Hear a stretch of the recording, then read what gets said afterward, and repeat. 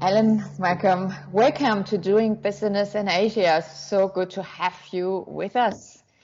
Thank you. Calling into Japan because that's one of our focus areas that we're going to take today. You're Chief Commercial Officer at Nikkei-FT Learning at this moment in time. We're going to learn hopefully more about that, a joint venture between Nikkei and the Financial Times. Very exciting. But of course, we're talking also because, well, we came across each other at Pearson, and we both have this immense interest in doing business in Asia, across Asia, and Asia growth strategy. So let's dive into that. And of course, your background with having lived and worked in Asia for more than 23 years, I believe. Right. So I think born in New Zealand, educated in Japan and New Zealand. So that's an immensely rich background to have. Thanks very much for having agreed to talk today. And you've led global businesses across Asia in several areas, in several sectors, HR and education and media, I believe, responsible for orchestrating particular government level partnerships and development projects in China and Vietnam and Thailand and Japan and Australasia, etc. Let's leave it there. But I know that you have this immense passion around globally mobile human talent and how to support them and make sure that they have the right skills, they have the right education, they have the 21st century skills development opportunities as well. So very exciting to hear from you about, of course, your current engagement and venture. And let's talk about doing business in Japan, across Asia. How about COVID-19? Of course, such a timely discussion to have, what impact that has, cross-cultural management implications in particular, given your background there. And of course, where you're in Japan, so the Olympics 2021. Welcome, Alan. Thank you very much. It's great to be. I'm looking forward to talking to you today, and hopefully we can have some interesting discussions and I can share something that's of interest to everyone. Beautiful. Thank you so much. Shall we start with the Olympics?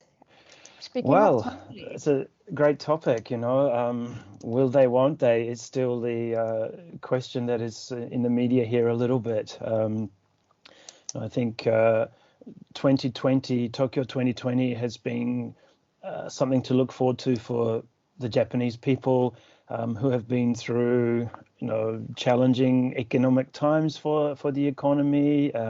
Not a lot of positive news coming out of Japan in the last decade, I would say, but Tokyo 2020 was supposed to be this shining light that was going to stimulate trade, was going to stimulate diplomatic relations between Japan and some of the partners in the region, and really bring Japan to the forefront of the global stage again. And as you know, it's still Tokyo 2020 because of all the merchandise, I think, that has been created, but it's happening in a few weeks, 2021. Absolutely. So Olympics 2021, what kind of opportunities do you think there are for business actually doing, being active across Japan and across Asia? Do you see, opportunities, challenges maybe as well? I think there was a significant opportunity here, opening up Japan, both Japanese companies looking abroad to benefit from, I guess, the advertising spend that they're going to be making in terms of the broadcasting, etc. And then opening the doors for officials to visit Japan during the time of the Olympics. But obviously none of this is happening now. So it is it's a real shame that direct opportunity is probably not going to exist as it would have. There is still, I believe, some kind of Japan-driven momentum that would take Japanese companies into other markets with the flag of Tokyo Olympics. There's a lot of talk. We weren't able to host your guests, but we do hope that in the future, other countries from the world will visit Japan, the site of where the Olympics were supposed to be, at this huge spectator event. So Look, I think it's about profile. We're not going to lose that completely with the, I guess, online or broadcast version of the Olympics. But some of that direct interaction that everyone was hoping for is obviously gone. Although some senior officials, etc., from some companies will be visiting. The latest news was, I think, Jill Biden will be attending the opening ceremony. So again, the media will be supporting these growth opportunities for us. So lots happening in terms of communication finally and finding alternative options, I would imagine. Well, of course, there we have COVID-19 plastered all over the conversation already.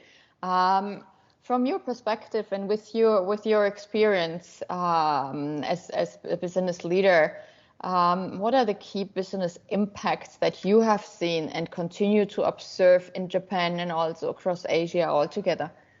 Well, starting with Japan, considering that as of February last year, I've not been anywhere else, again, thanks to COVID-19. For those of you that know much about Japanese culture and Japanese business culture, you'll be aware that it's a very high context culture. So a lot is left unsaid in terms of Japanese business and social interaction. And there's a strong reliance on the fact that people will know what you're talking about when you're engaging in these discussions. So not being able to be face to face with business partners has been extremely challenging for Japan and Japanese businesses in particular, and not being able to have their teams together in the office has proved to be, in the initial stages, quite challenging. People were just not used to or comfortable with getting messages across and making decisions and getting consensus from a distance.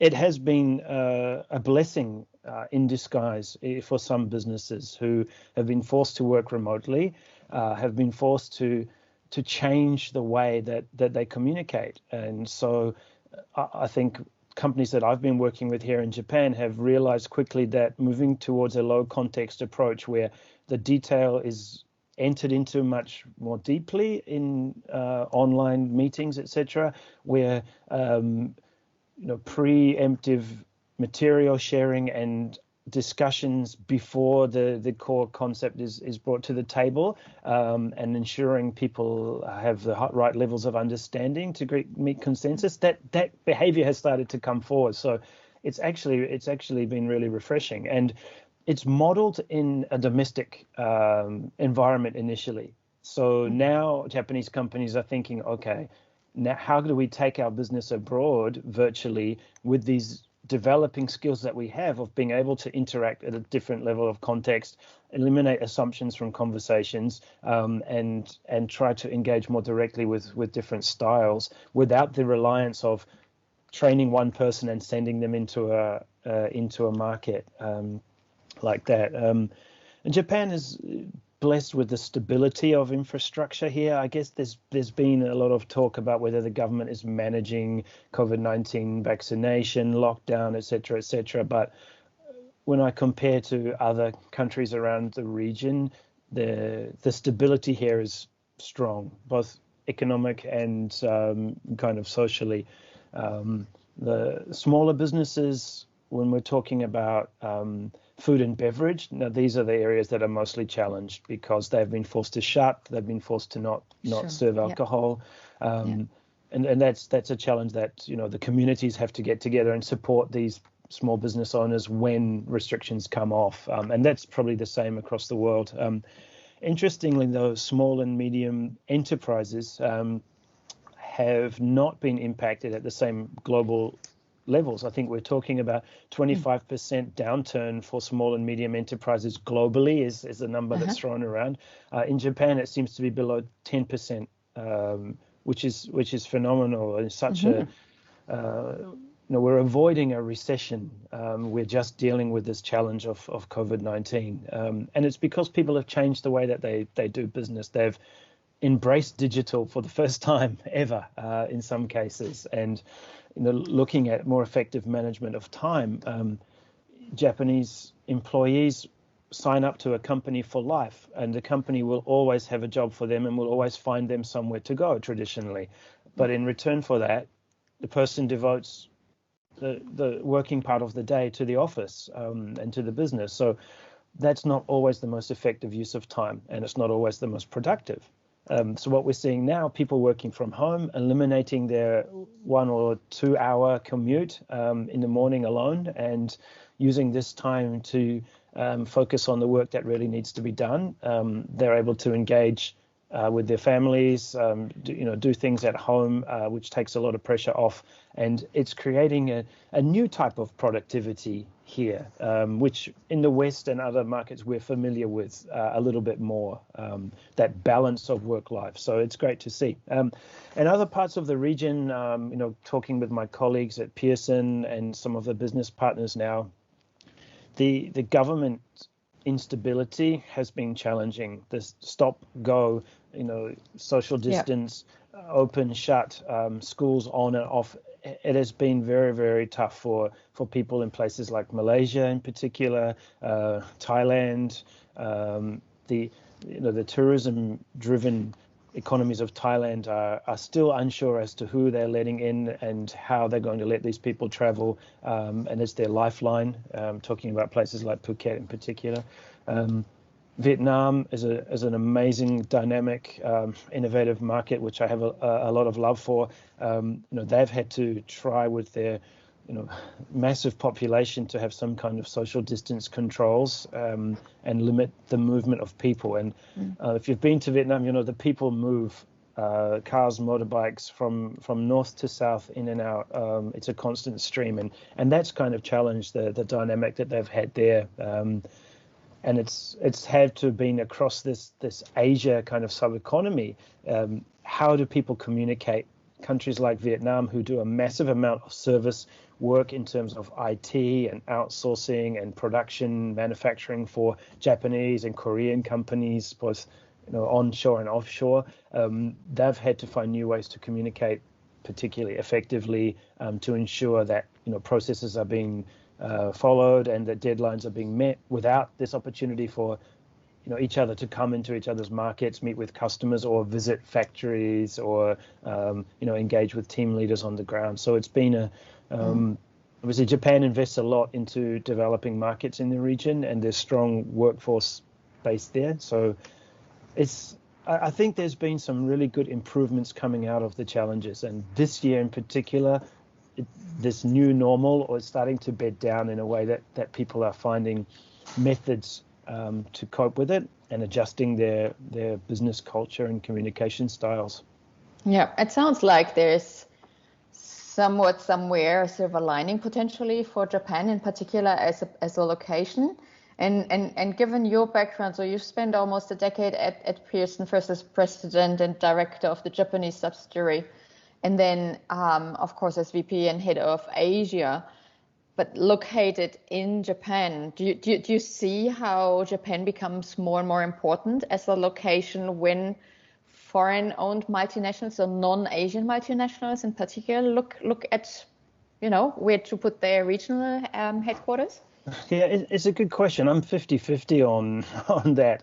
Having experience, Pearson Asia headquarters was Singapore, but for personal reasons or choice, I wanted to stay in Japan, and I made that choice to take that 7-8 hour flight to Singapore, a couple of times a month. If you look at the logistics perspective in a traditional business world, then Singapore makes a lot more sense as a regional hub. But if Japan, as it was with Pearson, is your largest market, then shouldn't you be spending more time in Japan?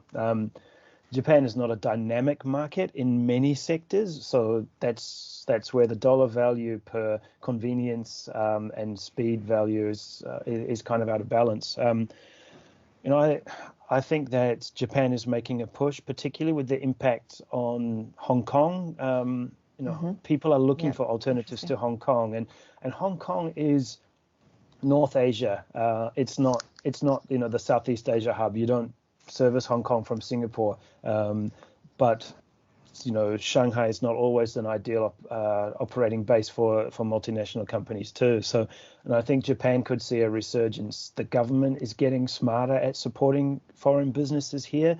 I think they understand the tax lever, which many other countries have used successfully. There's probably a long way to go on that, but I think there's an more open approach to looking at how we can encourage more businesses to be involved in Japan. Obviously, the immigration policies in Japan are let's say, archaic and troublesome, but they've realized with an aging population, the demographic here is not going to allow them to support the economic growth that they need to sustain the economy. So letting people in from other parts of the world, which hasn't always been their first choice, is starting to happen in certain sectors, and they're broadening the sectors which they will allow and give strong visa status to. So, there's definitely some pull factors there. Working in the industry I did, so education and publishing across Asia, people do look to Japan. Southeast Asian countries see Japan as an aspirational goal in terms of, I guess, quality of life, in terms of order. Japan has gone through a lot of structural reform, both infrastructure and system-wise, through their history.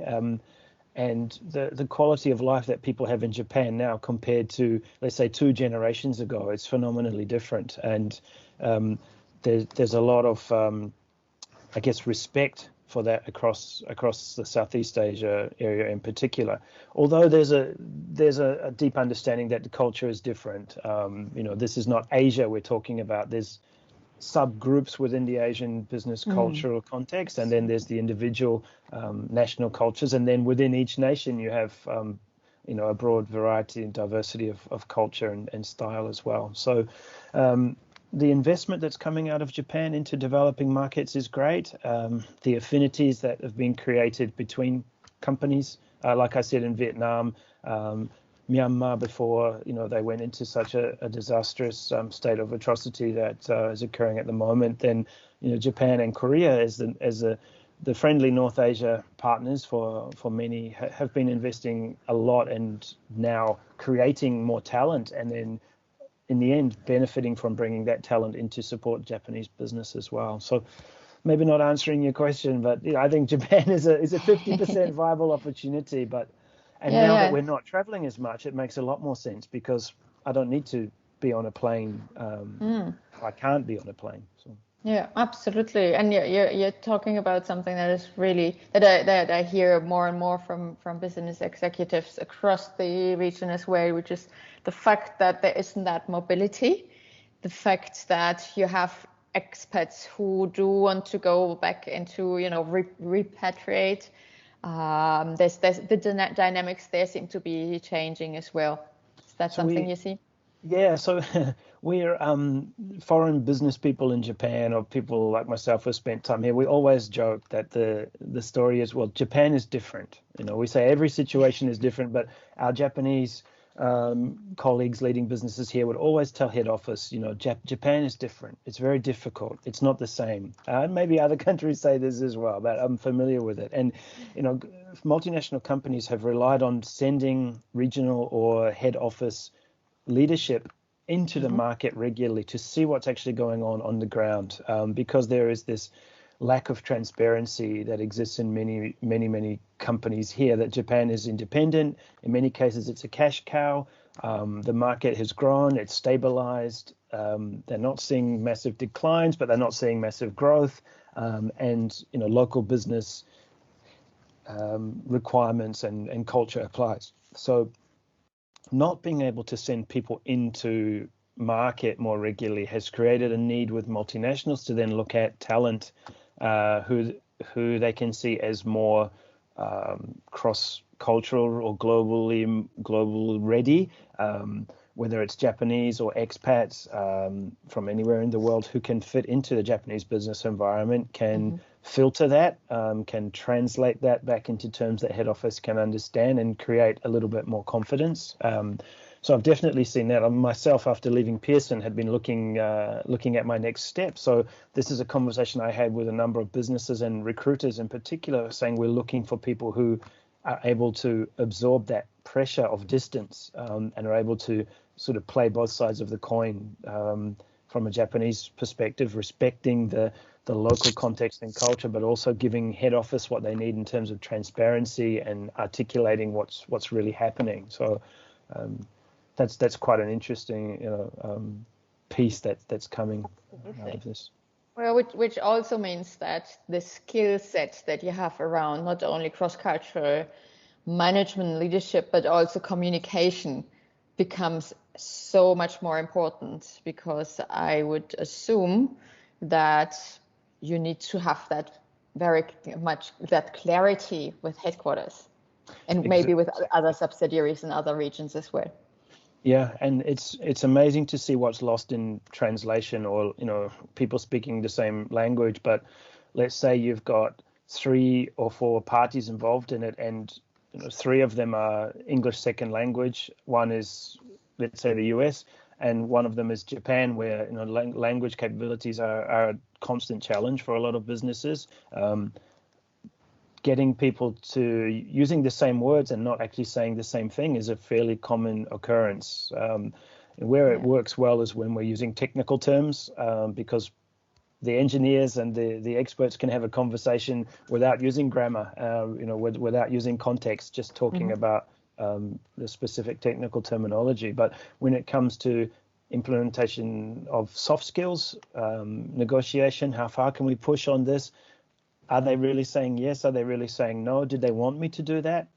Is my performance being appraised in that way? Does that mean that it's a good appraisal? Or, there's a lot of things that people come at the same topic from a very different perspective. So let's dive a bit deeper into this. And I know you're a true expert in contract negotiation, so let's tap into this. And also I know that you're familiar with the textbooks, cross-cultural management chapter and the examples, etc. So let me pick your brain around this here. From your perspective, what recommendations would you make to our viewers for negotiating contracts in Japan, and also, of course, in other parts of Asia, given your background there? Well, in general, if you're looking at an overall sort of cultural perspective, I think you need to understand where your partner or the person on the other side of the table is coming from, and what their goals are. There's a lot of times where we cut to our result faster, and we don't ask the right questions, and we don't determine people's motivations. There's a lot of assumptions that are made when somebody gives you makes an offer in terms of contract. The assumption is that this is what they're looking for. Sometimes it's a misguided attempt at compromise to try to bring you into the conversation a bit more effectively. So, look, Japan is, and many other cultures in Asia in particular, are looking at long term. So they'll be prepared to forego a short-term profit in order to build a partnership that they could see further opportunities expanding from. And they will take a risk on that partnership because there's no guarantees, and they won't ask you to tie into minimum commitments, et cetera, in many cases. Whereas looking at a more aggressive cultural markets, then they're going to be looking at short term at all costs. And if you don't do this with me, then I'm going to take my business somewhere else. Those two approaches will hit head on. And I think it's on both sides. If you really want to make a deal, then firstly, be sure that you want to make the deal, right? That's it. And be sure that what you're asking for is what you need. It's not always a kind of confrontational negotiation scenario either. There's no, in my mind, there's no goal to start, 50% away because you're going to have to work your way down. We're not haggling in the market here. We're trying to come to a consensus. So if you can say, this is my trust relationship.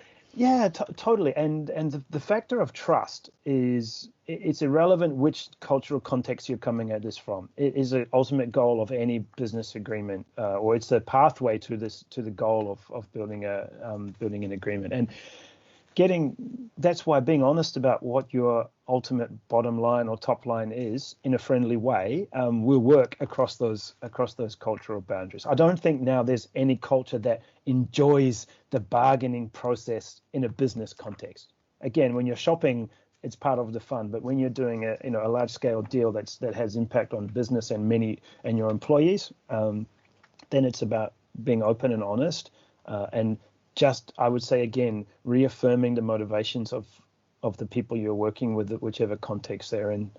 And for Asia and many markets in Asia, a partnership. We are not a customer and a distributor. We are working in this together, and showing that you're prepared to put some skin in the game. That's a great step towards building trust. Absolutely. So do you actually see Japanese companies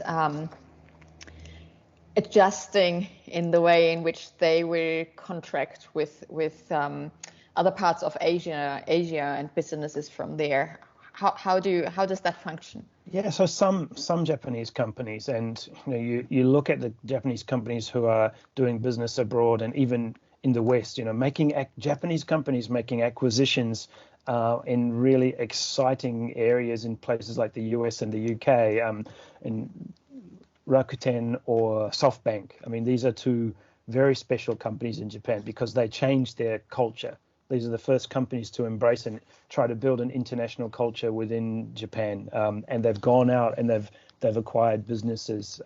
Rakuten in particular is focused on culture, changing the way people think, changing the way that they communicate. And Mikitani Shacho there said, look, we're going to use English.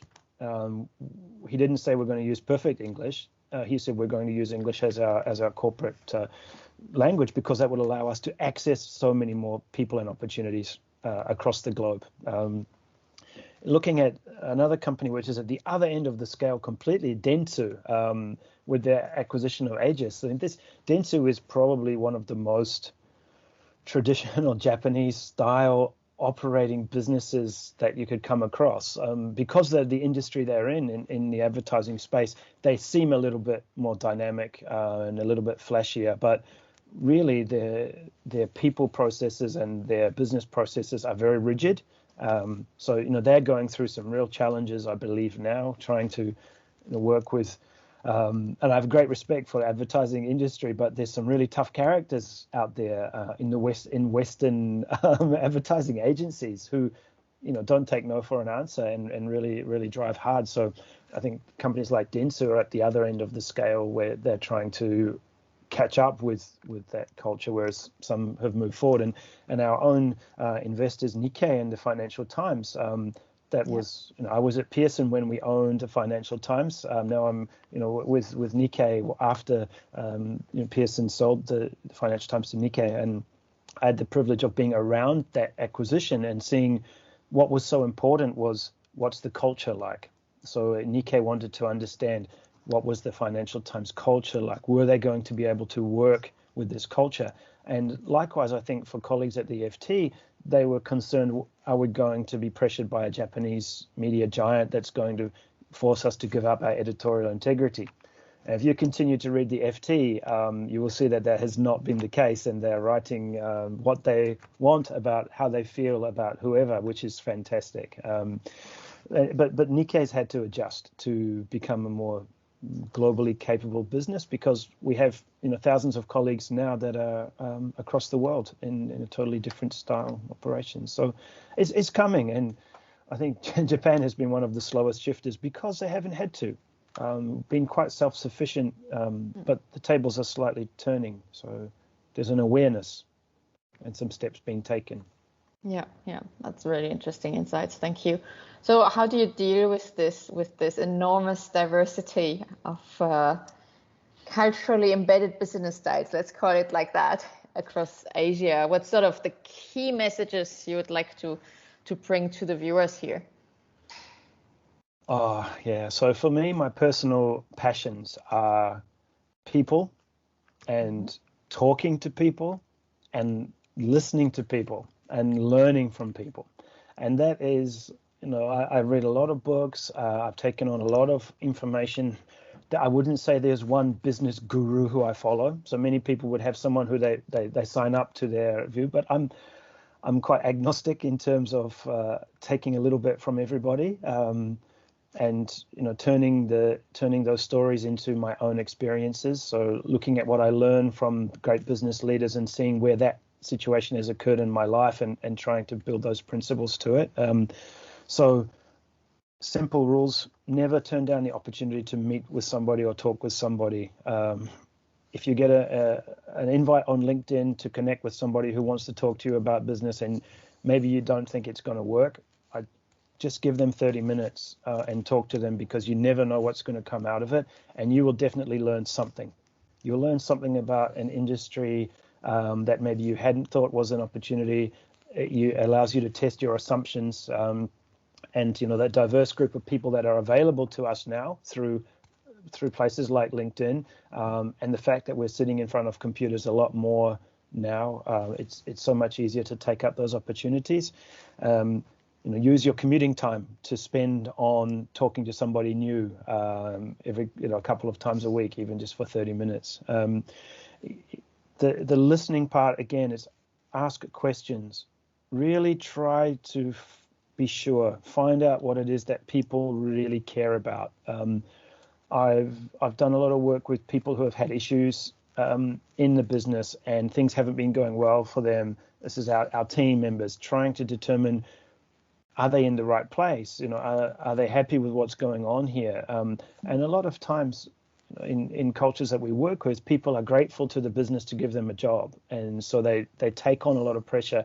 They're not always outspoken in terms of voicing their grievances, but it can turn into a really nasty culture and can impact the business results and can impact other people in the business. So finding out from people how they really feel, creating an environment where they're safe to tell you, this is how I feel about Alan, about how you're running this business, and this is how I think you should change it, without fear of retribution, persecution for that has allowed me and our business to move so much faster, get everything on the table, and then it's a matter of helping that person find a new role within the business, helping them find, and sometimes it's best for them to leave the business, but we manage it in a way that it's win-win. But you never would come across this unless you take the time to dig into what people really need and what motivates them. And that is how trust is built too. You can't try to be authentic, but you can get better. That makes your authentic self a better person, which then it does become the authentic you. So, yeah. That's I think that's a great insight into how to lead across that diversity of how people function, act, react, and on which path they are. One secret little tip that I picked up in China is, whenever you're taken out for dinner, don't ask what it is before you eat it. Eat it first, and after you've eaten it, then ask what it was. Because it's too easy for us to hear something that we don't like the sound of and not eat it. And again, if you want to build trust, if you sit at the same table with somebody and eat from the same bowl, that's how they build trust from when they're children. Yeah. And it's okay to say that you didn't like it, but saying you're not going to eat it without trying it.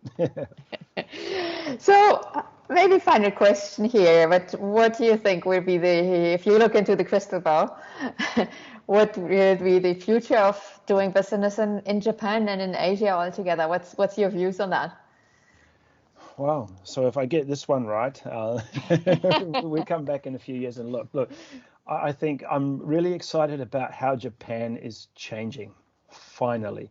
How the focus is coming on to different styles of communication, speeding up the investment in digital technology. You look at the Japanese government now, they're even being more sensitive with some of the international relations, the understanding of the value that China has to Japan, even though Japan is a staunch US ally. The livelihood of people in Japan has a lot of links to the greater China region and other areas in the region. So I think that, taking that more versatile view on regional politics I sense that could happen in Japan. And then, looking at how the economies are merging in the world of cryptocurrency. Blockchain is allowing us to shift data more effectively, more securely across between countries without the fears of protection of people's data and privacy and national data privacy and things like this that have always stopped people from getting too deep into each other's pockets in partnership for Asia. The need for speed is, it's been getting faster and faster and faster every year. Deals need to happen faster.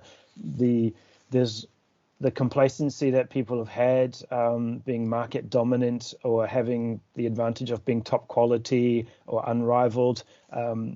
People can duplicate, because of technology, people can duplicate product, they can duplicate code, they can duplicate the experience much more quickly. So, the whole having the 3 licenses of business, which I learned from Jonathan Shakil Mangan, our former chief strategy officer at Pearson. You can have a license to operate, which is basically setting up your shop. You then move to the stage of license to compete, which means you have a product that has a place in the market, that has you're competitive enough, you've got your pricing, you've got your partners.